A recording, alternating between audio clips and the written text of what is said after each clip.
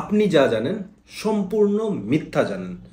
নূরকে শেষ করে দেওয়ার পরিকল্পনায় আপনারা সবাই জানেন লাল শার্ট পরা ব্যক্তিকে দোষী সাব্যস্ত করে ভিডিও টিডিও ছড়িয়ে পড়ছে যে একজন ব্যক্তি খুবই বিধ্বংসীভাবে পিটাচ্ছে নূরকে। এই ভিডিও তো পুরা অনলাইনে আপনি ঢুকলেই পাচ্ছেন, ইউটিউব বলেন যেখানে বলেন, নিউজ মিডিয়াও চালিয়ে দিয়েছে। কিন্তু বাংলাদেশ ফ্যাক্ট চেক থেকে চেক করে দেখা গিয়েছে এবং আমার দেশ পত্রিকায় প্রতিবেদন এসেছে যে নুরুল হক নূরকে যে পিটিয়েছে সে ওই লাল শার্ট পরা ব্যক্তি ছিল না, এবং যাকে দেখা গেছে যে লাল শার্ট পরা ব্যক্তি পিটাচ্ছেন তিনি অন্য কেউ ছিলেন। এটা ফ্যাক্ট চেক দ্বারা চেক করা হয়েছে। এর কারণে বা এর মাধ্যমে বোঝা যায় যে সেনাবাহিনী, পুলিশ এবং যারা এই ঘটনার সাথে জড়িত ছিল তাদেরকে বাঁচানোর একটা সুপরিকল্পিত চেষ্টা চলছে। এটা কি আপনি একমত? যেমন তারেক রহমানও কিন্তু এটা তীব্র নিন্দা জানিয়েছেন এবং এটা সুষ্ঠু তদন্ত চেয়েছেন, বা যারাই এটার নিন্দা জানিয়েছেন বা যারাই এটার ব্যাপারে বিরুদ্ধে কথা বলেছেন সবাই সুষ্ঠু তদন্ত চেয়েছেন। এবং ইভেন আমাকে যদি জিজ্ঞেস করেন আপনি কি চান, আমিও বলবো সুষ্ঠু তদন্ত চাই। কারণ এখানে সিসিটিভির ফুটেজ আছে, এখানে ক্যামেরার ফুটেজ আছে, এখানে গণমাধ্যম ছিল তাদের ফুটেজ আছে। এগুলো থেকে চেক করলে উইদিন আ ডে, একদিনের ভিতরে আপনার এইটা বের করা সম্ভব কে এই নূরকে পিটিয়েছে, তাই না? তাহলে এখন বলা যায় এই দোষ কার? লাল শার্ট পরা ব্যক্তির? না, এই দোষ লাল শার্ট পরা ব্যক্তির না। এখন বলা যায় এই দোষ কার? আর্মির। হ্যাঁ, আমরা অনেক ভিডিও ফুটেজই দেখতে পেরেছি একবারে সম্মুখীনভাবে বাঁশ দিয়ে, লাঠি দিয়ে, মানে থেতলিয়ে থেতলিয়ে মেরেছে।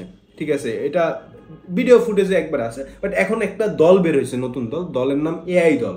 যেমন আগে আওয়ামী লীগ হলো গিয়া বলতো যে হ্যাঁ যা করছে ঠিক আছে বিএমপি করছে, ঠিক আছে, কোথাও জঙ্গি আছে বিএমপি করছে, কোথাও অমুক করছে জামাত করছে।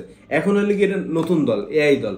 দোষকার যা ভিডিও বের হচ্ছে এটা তো ফেক ভিডিও, এআই দিয়ে বানানো। এই যে শেখ হাসিনা পর্যন্ত ইভেন তার মামলায় যে সাইদ হত্যায়, এই যে আবু সাইদ হত্যায় যে ভিডিওটা সেটা নাকি এআই দিয়ে বানানো, তার আইনজীবী বলেছে। তো এরকম এটাও দেখবেন যে এই যে ভিডিওটা বের হয়েছে 2 দিন পরে বলবে যে নুরুল হক নূরকে এই যে থেতিয়ে থেতিয়ে মারার যে ভিডিওটা এটা হলো গিয়ে এআই দিয়ে বানানো ভিডিও।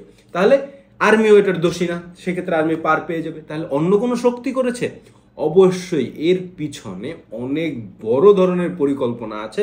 কারণ নির্বাচন যেই গতিতে এগোচ্ছিল সেই গতিটা এখন স্থবির হয়ে পড়বে, এবং নির্বাচনের গতি স্থবির করার জন্য এটা কি তাহলে নূরের পরিকল্পনা ছিল?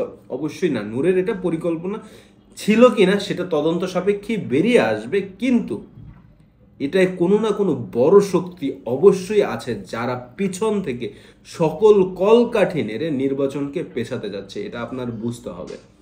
কারণ নূরকে মারার মতো বর্তমান বাংলাদেশে বড় কোনো ক্ষমতাধর ব্যক্তির নির্দেশ না থাকলে অসম্ভব। কারণ নূর বাংলাদেশের জুলাই গণঅভ্যুত্থান আন্দোলনের ফ্রন্ট লাইনের যোদ্ধা ছিল। হ্যাঁ, নূরের ব্যাপারে বিকাশ নূর, এই নূর, ওই নূর, অনেক ধরনের তার ব্যাপারে আসলে ঘটনা আছে, সেগুলোর ব্যাপারে আমরা জানতে চাচ্ছি না বা সেগুলো আমরা বলতেও চাচ্ছি না এই আলোচনার সাপেক্ষে। বাট সে যে অপকর্ম করেছে বা করবে বা যা হয়েছে না কেন সেটা তদন্ত সাপেক্ষে যদি প্রমাণ হয় সেটার বিচার হবে, সেটা সাধারণ মানুষের উপরে মানুষ ছেড়ে দিয়েছে। কিন্তু তাকে যে নির্মমভাবে মারা হয়েছে এটা বাংলাদেশের কোনো বড় ধরনের ষড়যন্ত্র বা বড় ধরনের ক্ষমতাবান লোকের, আপনারা বুঝতেই পারেন আমরা কাদের কথা বলতে চাই বা কি বলতে চাই। সরাসরি তো এটা প্রমাণ হওয়ার আগ পর্যন্ত বলা যায় না কারো নাম উদ্দেশ্য করে। সেক্ষেত্রে ধরেন একটা হিউমিলিয়েটিং সিচুয়েশন ক্রিয়েট হয়। দ্যাটস ওয়াই বড় কোনো নির্দেশনা না থাকলে এই কর্মকাণ্ড আর্মির লো র্যাঙ্কের অফিসার দিয়ে বা আর্মির সাধারণ অফিসার দিয়ে, পুলিশের সাধারণ অফিসার দিয়ে এটা কখনোই সম্ভব না। কারণ আর্মির অফিসার, পুলিশের অফিসার সবাই জানেন যে তারা যদি এইসব কর্মকাণ্ড বর্তমানে ঘটাতে যান সেক্ষেত্রে বাংলাদেশ একটা অস্থিতিশীল অবস্থায় যাবে। ইভেন বাংলাদেশকে অস্থিতিশীল করার জন্য স্বরাষ্ট্রমন্ত্রীর, স্বরাষ্ট্র উপদেষ্টার একটা ভয়েস রেকর্ড এআই দিয়ে বানিয়ে পুরো ফেসবুকে চালানো হচ্ছে যে স্বরাষ্ট্র উপদেষ্টা বলেছেন, নির্দেশনা দিয়েছেন, আরে নুররে যে পিটা ঠ্যাং বাং ঠ্যাং বাং। এরকম নির্দেশনা স্বরাষ্ট্র উপদেষ্টা দেয়নি। এটা সম্পূর্ণ এআই দিয়ে বানানো একটি গুজব সরকারকে বিতর্কিত করার জন্য। যাই হোক, আরও অনেক ভিডিও আসতেছে, আজকে দেখবেন। ভিডিওটা ভালো লাগলে লাইক, শেয়ার এন্ড সাবস্ক্রাইব করুন। পরবর্তী ভিডিও দেখার জন্য আমন্ত্রণ রইল। আল্লাহ হাফেজ, আসসালামু আলাইকুম।